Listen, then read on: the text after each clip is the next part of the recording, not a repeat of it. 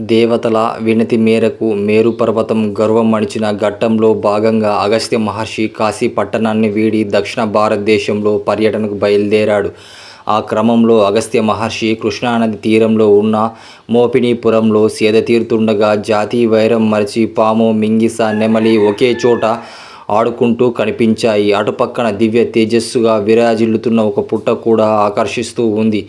దగ్గరికి వెళ్ళి చూడగా అక్కడ కార్తికేయుడు సర్పరూపంలో తపస్సు చేసుకుంటూ కనిపించాడు. ఈ దివ్య తేజస్సును సాధారణ మానవులు భరించలేరని తెలుసుకుని అగస్త్యుడు ఆ పుట్టపైనే ఓ శివలింగాన్ని ఏర్పాటు చేసి పూజించాడు.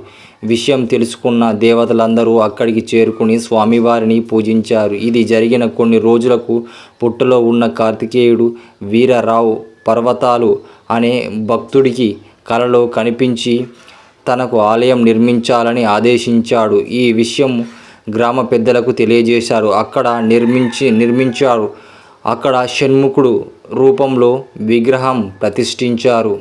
ఇక్కడ పరమేశ్వరుడు, ఆయన కుమారుడైన సుబ్రహ్మణ్య స్వామి ఒకే చోట కొలువై ఉన్నాడు. ఇలా తండ్రి కొడుకులు ఇద్దరు ఒకే చోట కొలువై ఉన్న దేవాలయం భారతదేశంలో మరెక్కడా లేదు.